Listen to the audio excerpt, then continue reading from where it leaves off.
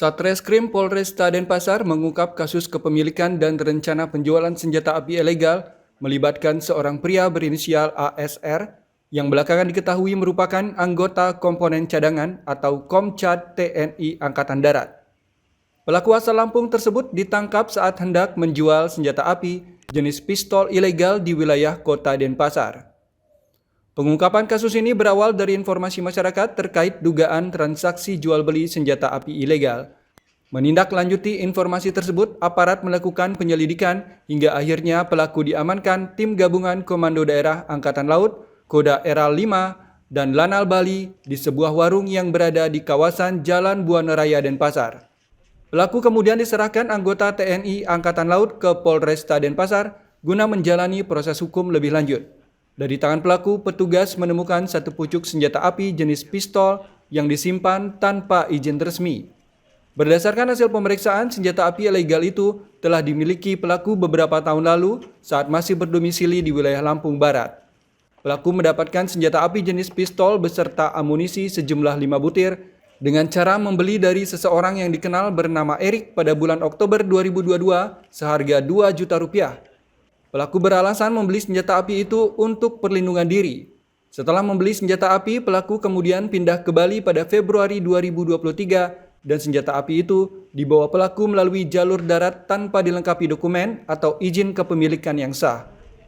Lantaran terdesak kebutuhan ekonomi, pelaku berniat menjual senjata api itu dengan kisaran puluhan juta rupiah.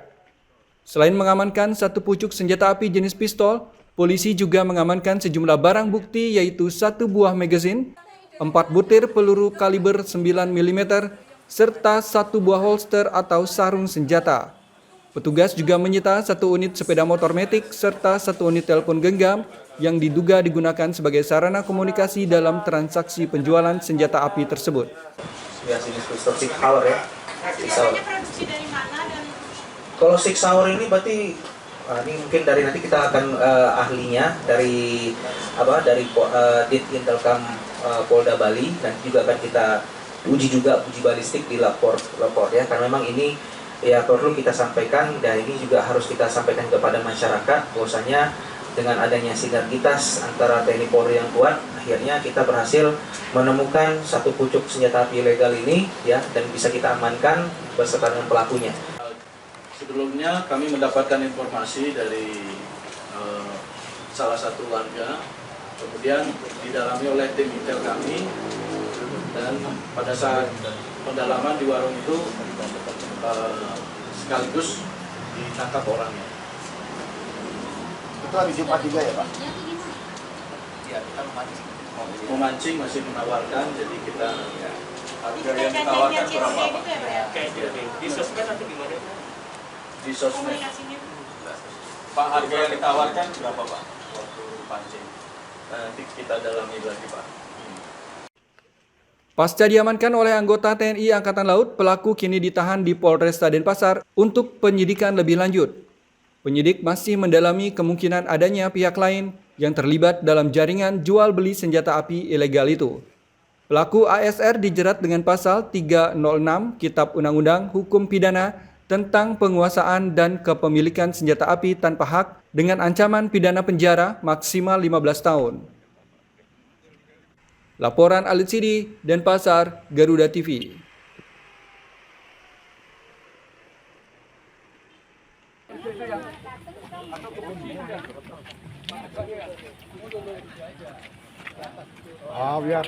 Pasca banjir yang melanda Desa Pancasari beberapa hari lalu, membuat Panitia Khusus Tata Ruang, Aset, dan Perizinan Pansus TRAP DPRD Provinsi Bali melakukan inspeksi mendadak ke kawasan Bali Handara, Desa Pancasari, Kecamatan Sukasada, Kabupaten Buleleng pada hari Kamis lalu. Kehadiran Pansus TRAP dipimpin langsung Ketua Pansus Made Suparta bersama anggota Pansus antara lain Dr. Somfir, Dr. Ketut Rucineng, dan Dewarai serta Satpol PP Provinsi Bali. Sidak bertujuan mengusut penyebab terjadinya banjir di kawasan Pancasari setiap kali diguyur hujan.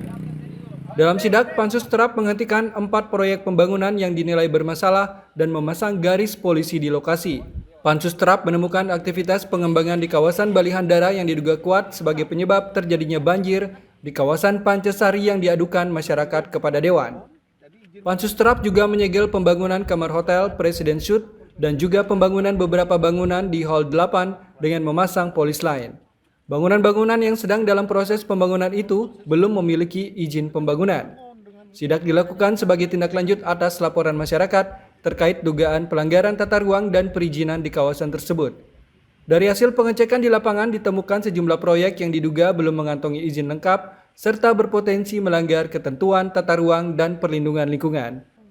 Dalam sidak ditemukan ada 4 titik proyek yang aktivitas pembangunannya harus dihentikan sementara karena belum memenuhi ketentuan perizinan dan diduga melanggar aturan tata ruang. Penghentian seluruh aktivitas pembangunan akan dilakukan sampai ada kejelasan hukum dan administrasi perizinan. Selain persoalan perizinan, sidak ini juga menyoroti banjir berulang yang melanda Desa Pancasari sejak 2023. DPRD Bali menilai banjir diduga dipicu oleh pembangunan gorong-gorong dan perubahan sistem drainase tanpa kajian teknis yang memadai sehingga air meluap dan merendam lahan pertanian warga. Kawasan Pancasari merupakan wilayah yang memiliki fungsi lindung dan strategis sehingga setiap aktivitas pembangunan harus benar-benar mematuhi regulasi yang berlaku. Makanya dari Denpasar atau daerah ini Pak itu pasti sangat terganggu ya Pak ya. Dari Buleleng juga terbaliknya sangat terganggu kan itu.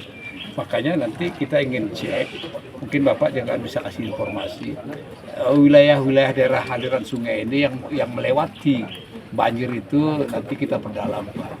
Sungai apa, kali apa, nanti ya kita lihat ada got apa, ya telabah apa nanti kita perdalam Pak. Yang jelas pada waktu itu viral banjir besar. Jadi sebelum membangun, jadi izin lingkungan dulu. Pertama izin usaha dulu. Izin usaha itu KBLI namanya.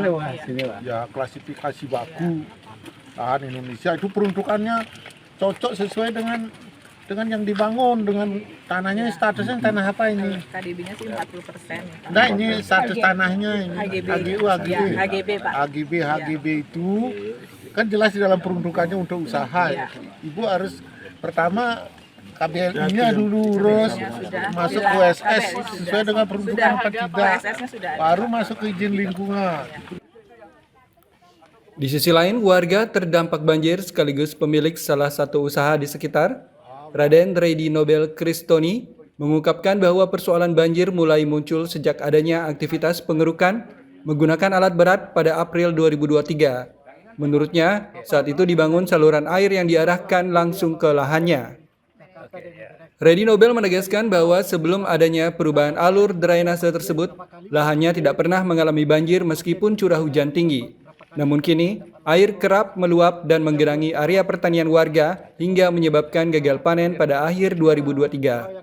Kalau HGB, kalau saya tahu di sini saya 11 tahun. 11 tahun saya di sini. Bagi saya itu, saya lebih fokus ke belum tahu. bisnis atau apa. Kalau yang dari yang masalah HGB atau itu kan dari Jakarta dari direktur. Tapi dari kalau minta pendapat saya gimana banjir, berapa kali udah banjir, aliran banjir itu di mana, berapa kali kita udah dapat longsor di sini. Setiap 2-3 tahun pasti ada longsor. Langkah penertiban ini merupakan bagian dari fungsi pengawasan DPRD terhadap pemanfaatan ruang dan pembangunan di Bali. Laporan Zainuddin Yazin, Buleleng, Garuda TV.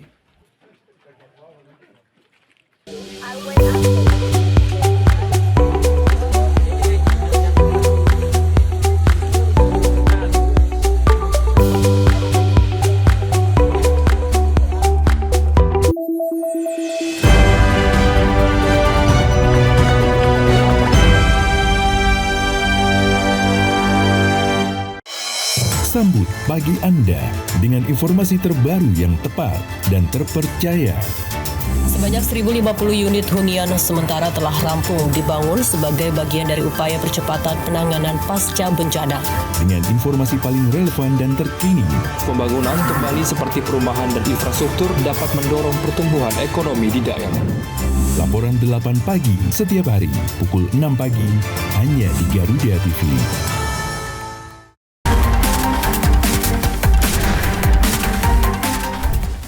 Mengungkap kasus kriminal terkini di seluruh penjuru tanah air. Ulasan tajam tanpa ampun bersama para aparat. Tak ada tempat untuk lengah. Informasi penting yang membuat Anda lebih waspada. Kriminal Plus 62 hanya di Garuda TV.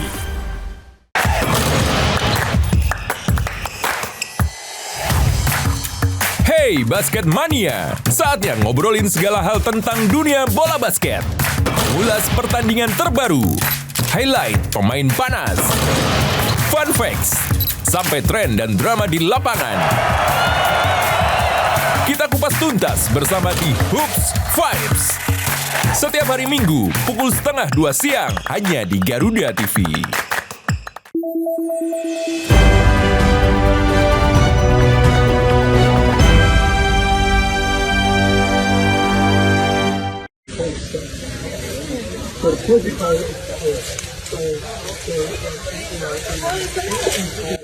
Jagat media sosial di Bali kembali dihebohkan dengan viralnya video berdurasi pendek yang memperlihatkan tubuh gajah menjadi media melukis yang dilakukan pengunjung di salah satu lembaga konservasi di Bali. Terkait video tersebut, Kepala Balai KSDA Bali, Ratna Hendratmoko membenarkan jika peristiwa tersebut memang benar terjadi di Bali. Tapi kejadiannya sudah sangat lama, yakni tahun 2022 ketika masih pandemi COVID-19. Inilah video viral berdurasi pendek yang memperlihatkan tubuh gajah Sumatera terlihat sudah dilukis menggunakan cat lukisan. Cat yang digunakan melukis tubuh gajah diklaim organik dan mudah dicuci. Meski demikian, kecaman dan komentar negatif terkait video tersebut menyeruak di kolom komentar. Kepala Balai KSDA Bali Ratna Hendratmoko menjelaskan jika pihaknya telah melakukan penelusuran terkait video viral tersebut dan memastikan kegiatan melukis tersebut sudah tidak ada lagi. Kejadiannya terjadi sekitar Januari 2022 ketika masih pandemi COVID-19. Kegiatan itu dilakukan salah satu lembaga konservasi untuk promosi menarik pengunjung saat masih terjadi pandemi COVID-19. Saat ini kegiatan melukis di tubuh gajah dipastikan sudah tidak ada lagi. Mengantisipasi kejadian serupa agar tidak terulang, Balai KSDA Bali telah melakukan bimbingan teknis kepada seluruh lembaga konservasi di Bali agar selalu memperhatikan kesejahteraan hewan dilindungi. Pihak lembaga konservasi di Bali juga diharapkan belajar dari peristiwa tersebut sehingga kedepannya kesejahteraan gajah semakin terjamin. Terkait dengan gajah yang viral, video gajah yang viral, gajah dilukis, berdasarkan pada penelusuran kami bahwa itu terjadi di tahun 2022 dan konfirmasi dari lembaga konservasi tersebut bahwa ini adalah kejadian itu adalah bagian dari promosi pasca pandemi. Bahkan pada waktu itu masih pandemi COVID-19 dan saya kira ini memberikan pembelajaran tentang bagaimana kita mengedepankan animal welfare atau kesejahteraan satwa dan etik dalam pengelolaan satwa. Itu pasca viral itu ada ini Pak, ada diberi peringatan atau seperti apa Pak? Tentunya kami mempelajari dan ini menjadi peringatan kepada semuanya terkait dengan bagaimana kita memperlakukan satwa. Di Bali saat ini ada 5 lembaga konservasi yang memelihara gajah. Sementara total gajah Sumatera yang berada di lembaga konservasi mencapai 84 ekor. Balai KSDA Bali akan terus melakukan pengawasan dan pembinaan terhadap lembaga konservasi guna memastikan pengelolaan satwa khususnya gajah berjalan sesuai prinsip konservasi dan mengutamakan kesejahteraan satwa. Laporan Alit Sidi, Badung, Garuda TV.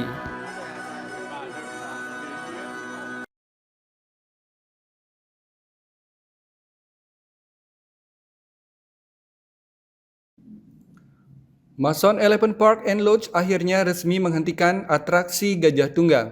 Langkah ini dilakukan menyusul diterbitkannya surat peringatan kedua kepada lembaga konservasi tersebut. Sebagai bagian dari penegakan kebijakan Surat Edaran Direktur Jenderal KSDAE nomor 6 tahun 2025 tentang penghentian peragaan Gajah Tunggang di Lembaga Konservasi atau LK, Balai KSDA Bali telah melakukan sosialisasi, pembinaan dan monitoring ke seluruh LK di Bali yang mengelola satwa gajah. Namun demikian, berdasarkan hasil pemantauan Mason Elephant Park and Lodge di bawah naungan PT Wisata Reksa Gajah Perdana belum sepenuhnya menghentikan kegiatan peragaan Gajah Tunggang sampai dengan tanggal 21 Januari 2026 sebagaimana diwajibkan. Sebagai langkah tegas lanjutan, tanggal 21 Januari 2026, Direktur Jenderal KSDAE telah menerbitkan surat peringatan kedua atau SP2 kepada LK tersebut. SP2 ini menegaskan kembali kewajiban LK untuk menghentikan seluruh bentuk peragaan Gajah Tunggang tanpa pengecualian. Balai KSDA Bali menegaskan bahwa apabila peringatan ini tidak diindahkan, maka akan diterbitkan surat peringatan ketiga atau SP3 yang menjadi dasar untuk proses pencabutan izin LK sesuai ketentuan peraturan perundang-undangan. Menindaklanjuti SP2 tersebut, PT Wisata Reksa Gajah Perdana menyatakan pihaknya secara resmi menghentikan seluruh aktivitas Gajah Tunggang per tanggal 25 Januari 2026 bagi wisatawan maupun kepentingan komersial lainnya. Balai KSDA Bali menegaskan bahwa seluruh lembaga konservasi wajib menghentikan Gajah Tunggang dan bertransformasi menuju wisata satwa yang edukatif dan beretika. Laporan Tim Liputan, Garuda TV. Kami dari Mason Elephant Park.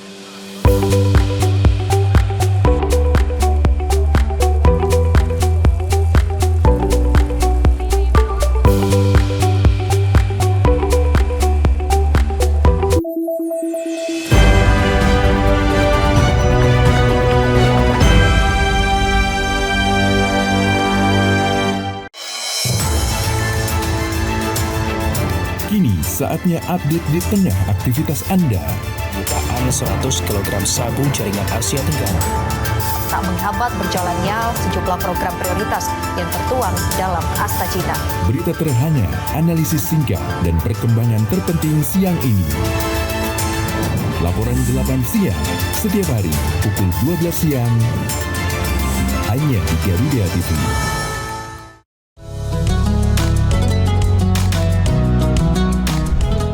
Melalui konsep dakwah santai dan edukatif, mengajak pemirsa memahami ajaran Islam melalui pendekatan ringan dan penuh kehangatan. Atau nanti dikabulkannya di akhirat, nggak dikabulkan di sini. Mengapa manusia tetap harus berdoa? Dari perspektif Islam untuk mempererat toleransi di Indonesia, Harmoni Indonesia.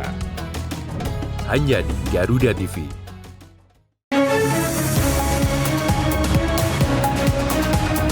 Rangkaian informasi terkini dan mendalam, mengupas peran strategi dan peran penting para pengambil kebijakan. Orang yang bersih, orang yang tidak korup. Kuotanya sudah dinaikkan 15%. Menghadirkan fakta, bukan wacana. Kalau LPMK pun saya tantang. Dalam Kabinet Merah Putih. Senin sampai Jumat pukul 5 sore. Hanya di Garuda TV.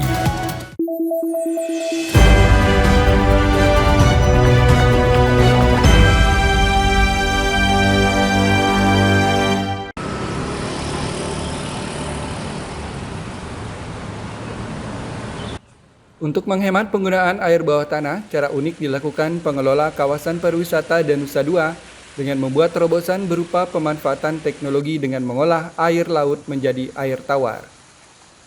Pengolahan semacam ini sekaligus untuk menjawab tantangan keterbatasan sumber air tawar, khususnya di area pesisir yang berkembang sebagai destinasi pariwisata.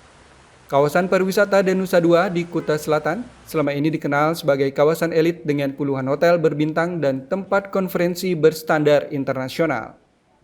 Sebagai destinasi pariwisata inklusif unggulan di Indonesia, pihak pengelola berupaya menghadirkan solusi infrastruktur inovatif dan berkelanjutan, seperti penyediaan air bersih di kawasan. Untuk merealisasikan hal tersebut, pengelola kawasan pariwisata Danusa II melakukan pemanfaatan teknologi untuk mengurangi ketergantungan terhadap air bawah tanah. Implementasinya melalui pengolahan air laut menjadi air tawar dengan mengadopsi teknologi Seawater Reverse Osmosis atau SWRO, yaitu memisahkan garam dari air, memanfaatkan tekanan osmotik sehingga menghasilkan air bersih layak konsumsi.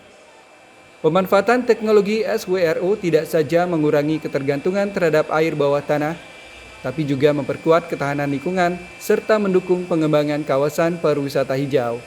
Fasilitas pengolahan air laut yang dioperasikan tersebut menerapkan teknologi penyaringan modern yang mampu memproduksi air bersih berkualitas seperti yang telah diterapkan di berbagai negara dengan standar operasional yang ketat. Di belakang teman-teman itu ada satu bangunan ya. Di atas bangunan itu ada solar panel. Jadi hampir semua bangunan di sini kita pasangin solar panel ya, sesuai dengan kebutuhan kita, maksimal yang bisa kita pasang. Jadi dari solar panel di sini akan dikonekkan ke listrik yang akan kita gunakan. Nah, jadi air yang kita akan olah di sini berasal dari ujung sana, ya itu di depannya Club Med. Jadi kita mengambil air, kita sebut tuh intake. Jadi intake itu adalah sumur pengambilan air laut. Jadi di situ kita punya satu rumah pompa untuk memompa air yang dari laut menuju ke bangunan yang ada di sini. Jadi di sebelah barat bangunan ini ada satu tangki besar, ya tangki beton besar, itu adalah tempat penampungan dari air laut sebelum masuk ke sistem yang akan kita gunakan. Jadi karena air laut itu kan ada pasir, ada kotoran-kotoran lain, jadi di equalization ada ditampung dulu. Pilot project. Pilot project. Karena amazed kalau lihat datanya tadi gitu. Dan selama ini kok diam-diam aja. Kita coba gaungkan supaya alert gitu ya. Supaya kita seriusin. Karena ESG ini kan sebenarnya kan lagi tema di beberapa company. Karena udah jadi global standard kan. Seperti saya bilang. Investor, kita mengundang investor asing banyak nih ke Mandalika. Itu dashboard itu yang pertama dilihat tuh. Serius nggak sih si company itu gitu. Karena yakin bisnis gua sustain gitu kan. PT ITDC Nusantara Utilitas selaku pihak yang berinovasi mengolah air laut menjadi air bersih layak konsumsi di kawasan Danusa II juga sudah mengantongi izin dari Kementerian Kelautan dan Perikanan. Izin tersebut membuat ITDC Nusantara Utilitas kian optimal dalam menunjang ketersediaan air bersih untuk kebutuhan operasional hotel dan tenen di kawasan Danusa II, termasuk kebutuhan air di masing-masing kamar, spa, dapur, hingga berbagai fasilitas pendukung lainnya. Pengelola juga dapat memanfaatkan air laut sebanyak 2.505.000 meter kubik per tahun untuk kemudian diolah jadi air bersih bagi keperluan hotel-hotel serta para tenen. Dengan adanya terobosan ini diharapkan memberi kontribusi dan berperan menyediakan solusi inovatif jangka panjang bagi kebutuhan air bersih di kawasan pesisir, serta mendorong penerapan teknologi serupa di wilayah lain guna mendukung penguatan ekonomi biru Indonesia. Kehadiran fasilitas pengolahan air laut ini juga memperkuat ketahanan air kawasan Nusa Dua, sekaligus menjaga keberlanjutan operasional destinasi. Inovasi infrastruktur semacam ini tentu memberi nilai tambah bagi pengembangan pariwisata nasional dan mendukung agenda pembangunan hijau di Indonesia. Laporan Al-Sidi, Badung, Garuda TV.